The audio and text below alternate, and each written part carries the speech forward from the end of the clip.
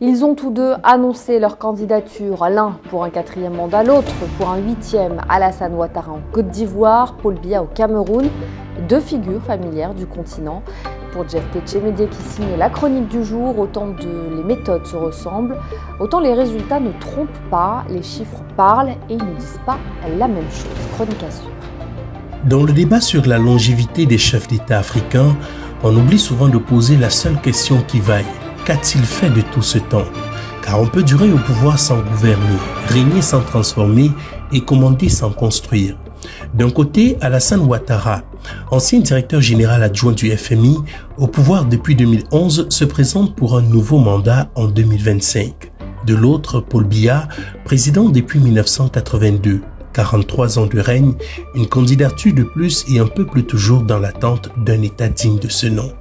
Étayant nos arguments par des données chiffrées et accessibles à tout le monde, essentiellement basées sur des données de la Banque mondiale. Allons d'abord à l'économie. En 2024, le PIB nominal de la Côte d'Ivoire atteint environ 86,5 milliards de dollars contre 53,4 milliards pour le Cameroun. La croissance ivoirienne oscille entre 6 et 6,5% quand celle du Cameroun peine à franchir les 4,1%. Qu'en est-il du PIB par habitant? En Côte d'Ivoire, il est désormais estimé à 2709 $. Au Cameroun, il est à 1674 $, soit une différence de plus de 1000 $ par citoyen, ce qui en économie est un fossé incomparable. Dans le même temps, l'inflation en Côte d'Ivoire est de 3,8% contre près de 6% au Cameroun. La stabilité des prix est donc mieux maîtrisée en Côte d'Ivoire par rapport au Cameroun, ce qui offre dans le même temps une stabilité dans les chaînes de production. Pour ce qui est de la dette publique, la Côte d'Ivoire tourne autour de 52% du PIB, mais avec un déficit en recul. Le Cameroun, lui, est à 41,8%, mais sans stratégie visible d'assainissement budgétaire. Faut-il le rappeler, en économie, le problème n'est pas tant la dette, mais davantage l'orientation qu'on donne à celle-ci. Là encore, bien que numériquement plus importante, la dette de la Côte d'Ivoire est d'une qualité nettement meilleure par rapport à celle du Cameroun. Intéressons-nous maintenant à la balance commerciale. Elle est excédentaire pour la Côte d'Ivoire grâce aux exportations d'or, de cacao et de pétrole. Elle est déficitaire pour le Cameroun, plombée par une dépendance aux importations. Pour boucler la comparaison économique, parlons des réformes structurelles. La Côte d'Ivoire multiplie les partenariats, modernise ses douanes, digitalise ses recettes fiscales. Au Cameroun, l'économie informelle reste dominante et les réformes sont quasiment à l'arrêt. Qu'en est-il du social? Parlons des grands indicateurs. En premier lieu, le taux de pauvreté. En Côte d'Ivoire, il se situe à environ 39,5% contre 40% au Cameroun, selon la Banque mondiale. On pourrait croire à des indicateurs au même diapason, seulement il faut noter qu'au Cameroun, il n'y a pas eu de progrès significatif depuis près de 10 ans, contrairement à la Côte d'Ivoire qui améliore ses performances. Autre indicateur, l'accès à l'électricité. En Côte d'Ivoire, c'est plus de 90% de couverture nationale. Au Cameroun, il est à peine d'environ 50%.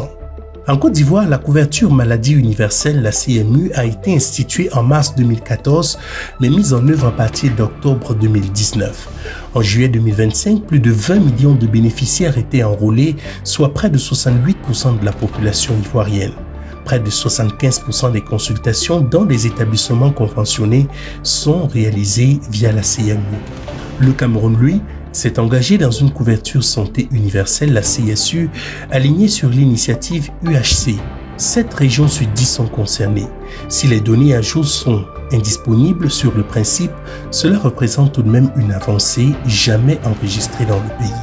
Dans le registre de l'éducation, en 2024, le taux brut de scolarisation dans le secondaire en Côte d'Ivoire était de 52% pour les filles et 58% pour les garçons, selon l'UNESCO. Le taux d'achèvement du primaire était de 66% pour les filles et 73% pour les garçons en 2022, selon l'UNESCO. Au Cameroun, le taux d'alphabétisation adulte est de 71,3%. Il monte à 85,4% chez les jeunes et 76,4% pour les jeunes femmes. L'inscription au primaire atteint 93,5% en 2013. On note donc des données nettement meilleures au Cameroun sur ce segment par rapport à la Côte d'Ivoire. Enfin, parlons de la gouvernance et du climat des affaires. La Côte d'Ivoire est à la 110e place au classement Doing Business 2020 en amélioration continue. Le Cameroun, lui, est à la 167e place avec une corruption systémique et toujours endémique. Les projets structurants ont fleuri en Côte d'Ivoire, souvent livrés dans les délais. Au Cameroun, les chantiers sont éternels et les surfacturations permanentes, les résultats sont invisibles. Au Cameroun, malgré l'affichage d'un réseau de plus de 10 000 km bitumés, seule une fraction du réseau total, environ 8,4%, l'est réellement. Les coûts par kilomètre, 205 millions, sont parmi les plus élevés du continent, sans réel mécanisme efficace pour les réduire. En Côte d'Ivoire, le programme de bitumage avance de manière plus linéaire et mesurable. 8100 km bitumés en 2024 avec une ambition claire d'atteindre 9500 km à la fin 2025. Le coût moyen est plus modéré à environ 100 millions de francs CFA le kilomètre et le rythme de réhabilitation est soutenu depuis l'arrivée d'Alassane Ouattara. À l'épreuve des chiffres, le bilan est violent. On peut même débattre du 4e mandat d'Alassane Ouattara, on peut même le condamner. Mais il faut reconnaître qu'il avance avec un bilan mesurable, une économie en croissance, des réformes visibles, des infrastructures livrées, un État qui progresse. Mais ce constat économique ne doit pas masquer le bilan politique beaucoup plus critiquable. Alassane Ouattara n'a pas su ou n'a pas voulu réconcilier les Ivoiriens. Au contraire, il a creusé les divisions, gouverné avec un cercle restreint, verrouillé le jeu électoral et affaibli l'opposition. Guillaume Soro, exilé et condamné, était pourtant l'un de ses anciens alliés clés. Laurent Gbagbo, revenu auprès de la CPI, a été politiquement neutralisé. Tidjane Thiam, potentiel challenger, a vu les portes verrouillées. Le pouvoir est géré par un clan dans une logique de captation. Les institutions sont instrumentalisées et la pluralité politique reste sous contrôle. Paul Biya, lui, ne peut pas masquer son bilan. Après plus de 4 décennies au pouvoir, le Cameroun reste englué dans une pauvreté minée par la corruption, ralentie par l'inertie. L'administration est vieillissante, le pays tourne en rond en prenant un retard considérable sur les autres. Oui, les deux hommes trahissent la démocratie, mais l'un trahit avec les résultats, l'autre avec les ruines. Et au fond, le vrai problème n'est pas tant la limitation des mandats, mais davantage le respect des règles du jeu démocratique. Si la majorité des Camerounais souhaitent sincèrement que Paul Biya, ou si la majorité des Ivoiriens veulent vraiment Alassane Ouattara, cela doit pouvoir s'exprimer dans un cadre démocratique équitable, transparent et non biaisé. Le cœur de la démocratie, c'est le respect du jeu, pas seulement celui du nombre d'années au pouvoir. En Côte d'Ivoire, Alassane Ouattara postule avec des kilomètres de route et des mégawatts en plus. Au Cameroun, Paul Biya postule avec des prisons pleines, une jeunesse sacrifiée et une dette morale comme réelle, impayable envers le peuple.